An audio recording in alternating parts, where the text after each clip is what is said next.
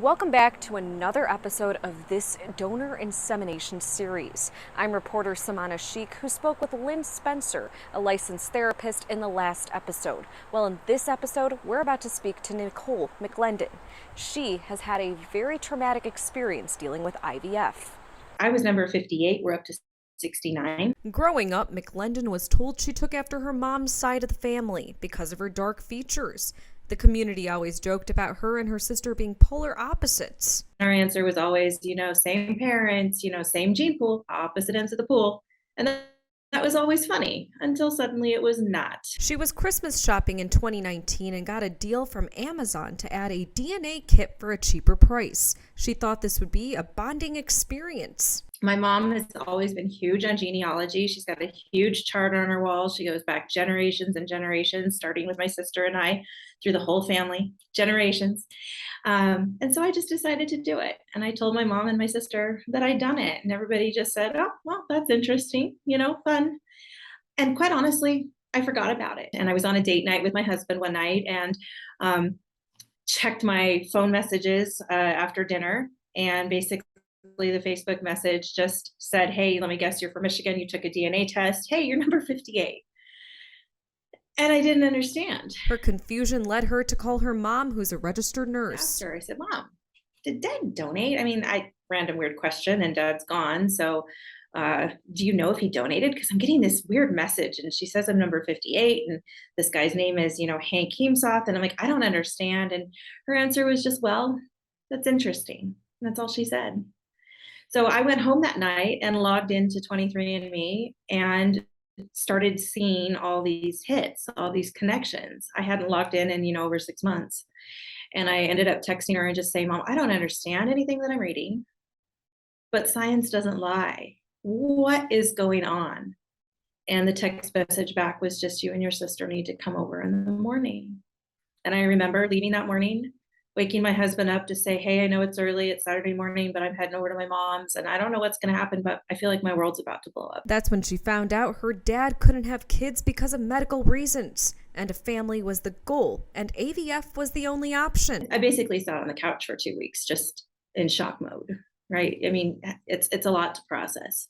One thing people don't understand is that while nothing changes, my parents were my parents, everything changes. McLendon's grateful to be alive. I'm grateful. I was wanted. I was chosen. I was bought and paid for. My goodness, we praise adoption. Why aren't we praising the desire for a couple to have kids?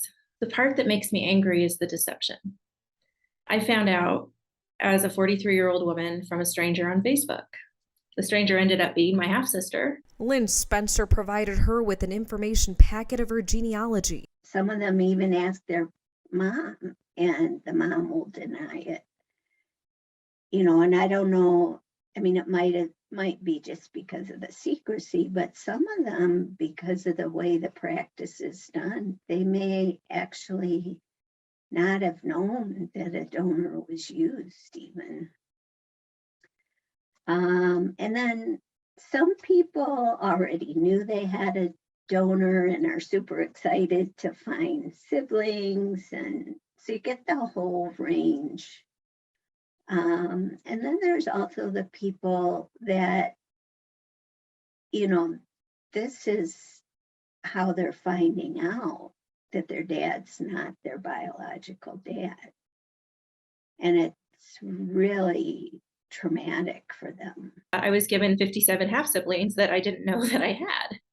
And they were all very supportive through the process. We have a Facebook page for the group, and it's been a place where people can get to know each other, where they can connect and talk. There had already been 2 reunions by the time that I was discovered. She says that there are many reasons why people should research their genetics, health concerns, mental health, and even marrying family members and not knowing. Estimate is that there are 3,000 there are potentially 3,000 of half siblings out there, of me. And, I'm married to someone that I, yes, have proved now I'm not related to. That was a must. What about my kids?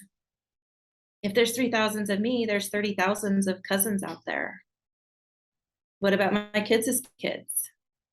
The ethics behind it have not been addressed. This experience destroyed her mom's relationship with her. The challenge is, it's not like someone who dies as a result of someone driving recklessly on the road, right? The person can be very remorseful, they can be apologetic, they can change their ways, they can do everything they can do. But if someone died as a result of the car wreck, someone died, right? You can't undead the person.